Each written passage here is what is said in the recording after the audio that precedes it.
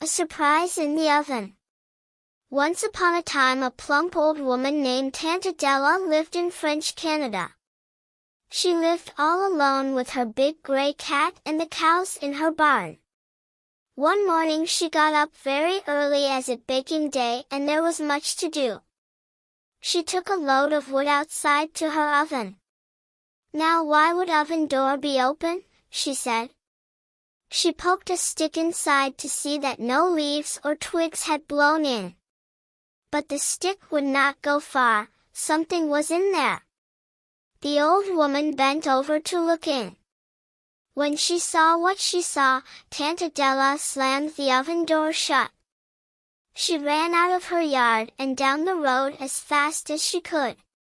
At Felix Bell's farm, she saw the neighbor drawing a bucket of water from the well. "Felix, Felix," she called out. "Come quick.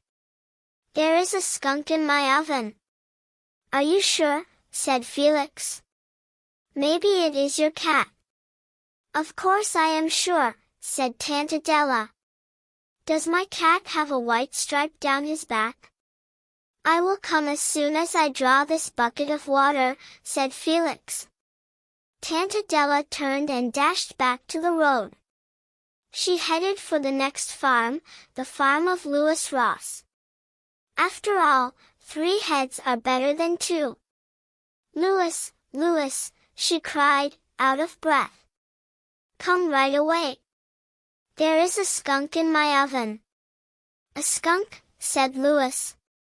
"Are you sure it is not a scrap of old fur coat you may have thrown away by mistake?"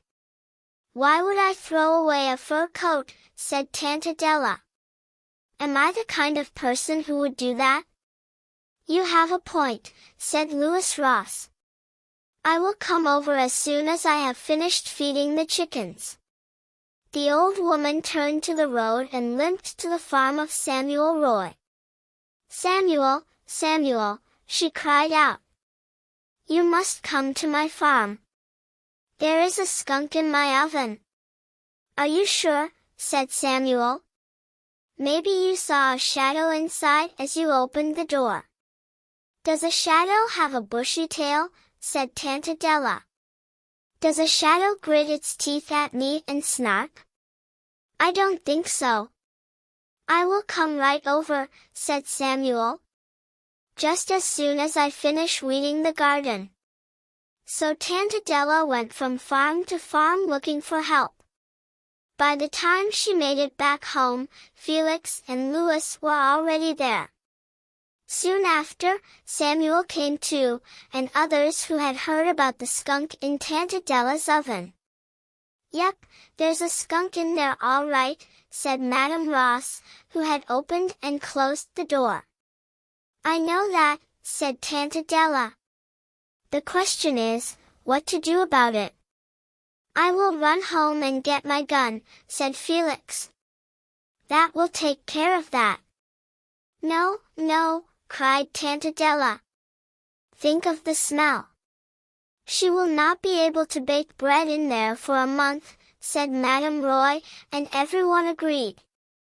"And it would spoil the pelt," said Samuel. He trapped for furs and knew what he was talking about. "What if we got a dog?" said Alice, the daughter of Samuel and Madame Ross. "A dog will bark.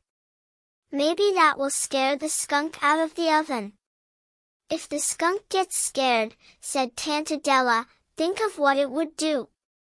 "What if we get a piece of meat and tie it to a string?" said someone else. "The skunk will come out on its own when it smells it."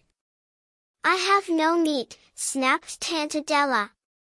"And if I did, I would surely not waste it on a skunk." So this plan was dropped.